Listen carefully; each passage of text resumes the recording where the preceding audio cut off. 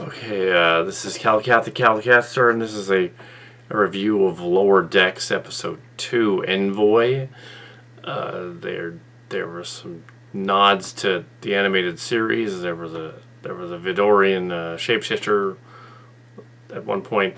There were some other characters. It was mainly an episode where Mariner and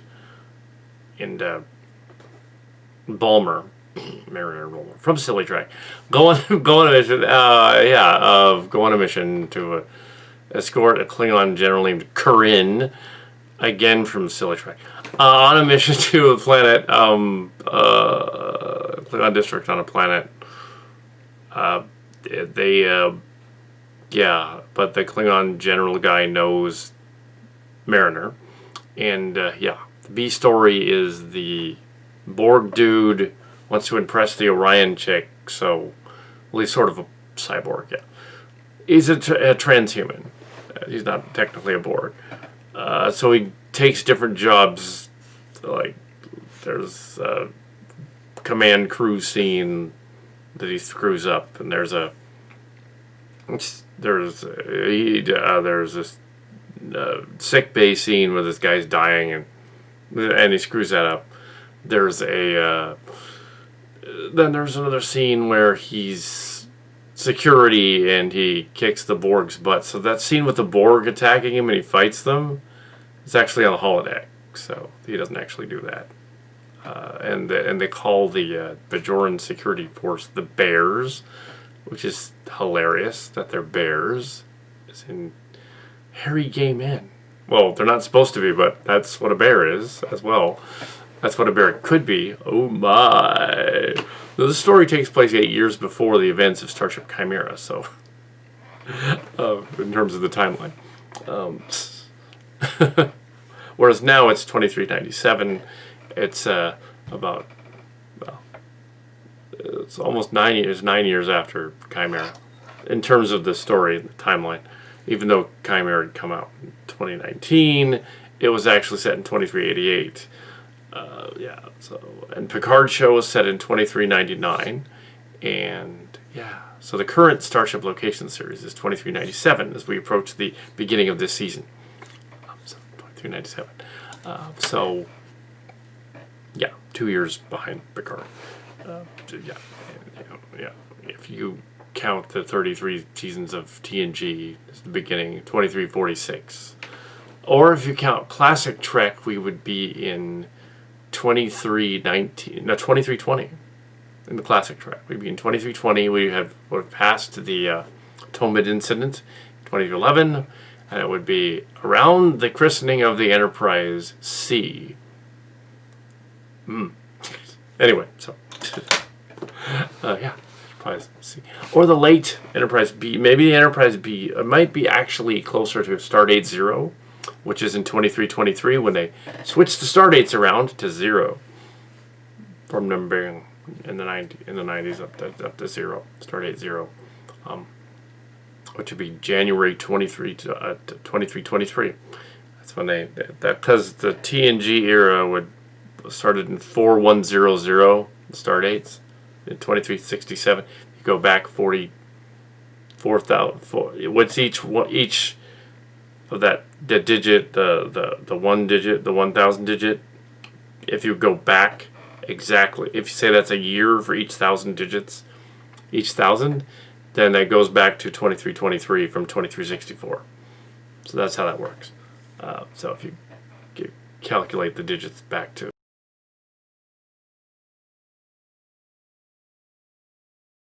so this is 40 years basically.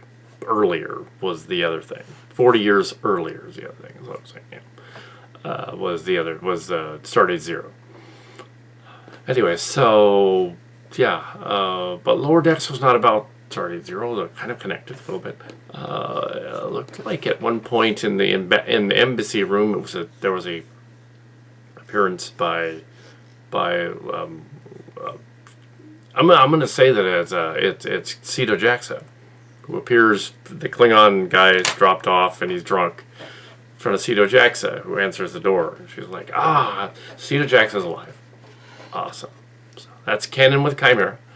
She was rescued from the Bajoran, from the Cardassian prison camp and put in the story because they know about a chimera on this animated show, and they're like, we wanted to incorporate that in there, so she has a cameo.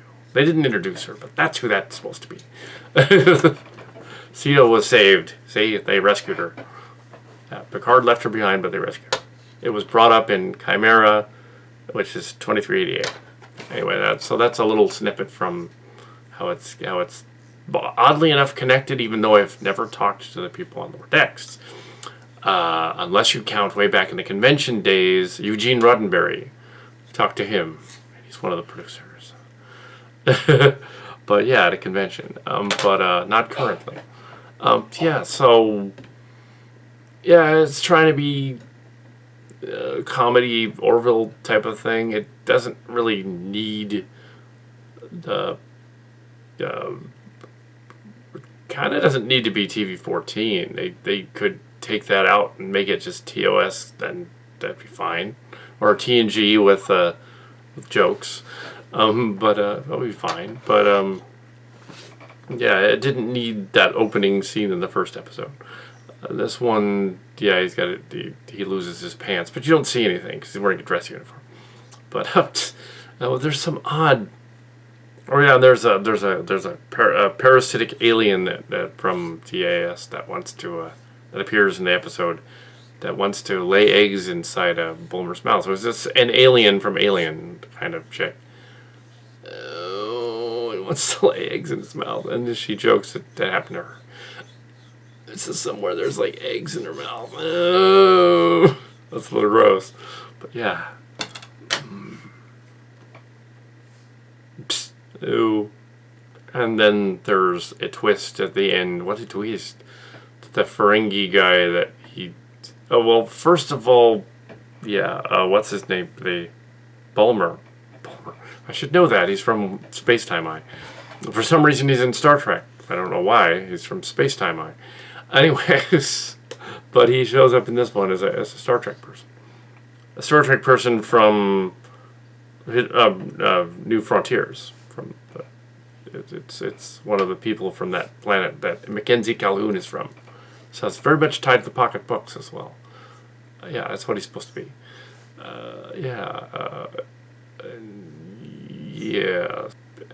Corrin and Canary, and that name Corrin has been in Silly Trek and in Distant Destinies and in Distant Destinies and in the Canary saga, way back, the Canary aliens and stuff. That's Cal Cat Adam Brown story.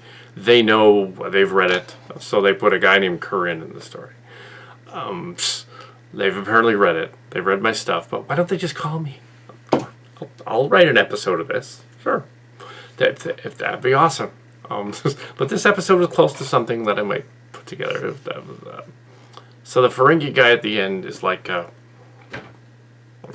it's a trick, because at the end it was just made to make him feel better, and the guy...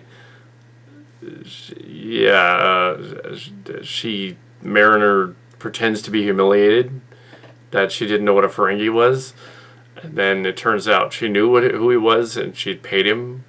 There was an energy being in the very beginning that they trapped with a thing. So I don't know how they would do that. But put in a containment unit. That was funny. But yeah, the indoor. I wonder if like the Orion girl, who's clearly the carrot and the transhuman are clearly from Gummelt's story. So I wonder if they're that's Uncharted. Yeah. So anyway, this if they find a Stargate somewhere, that'd be awesome.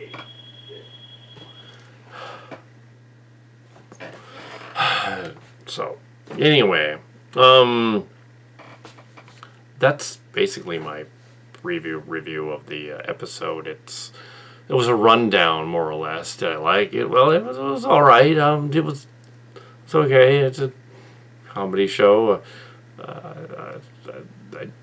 The command crew, although the command crew of the Cerritos seems to be kind of silly. So are they actually competent as well, or are they just silly? But that's Silly Trek.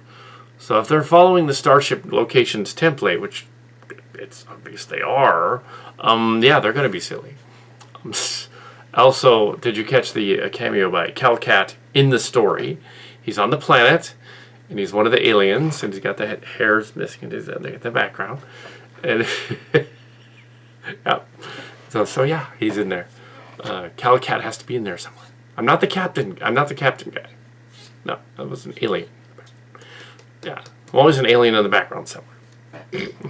But yes, I didn't have anything to do with it, but somehow I'm there. Just that caveat. Yeah, wink. Anyway, yeah. So that was Envoy.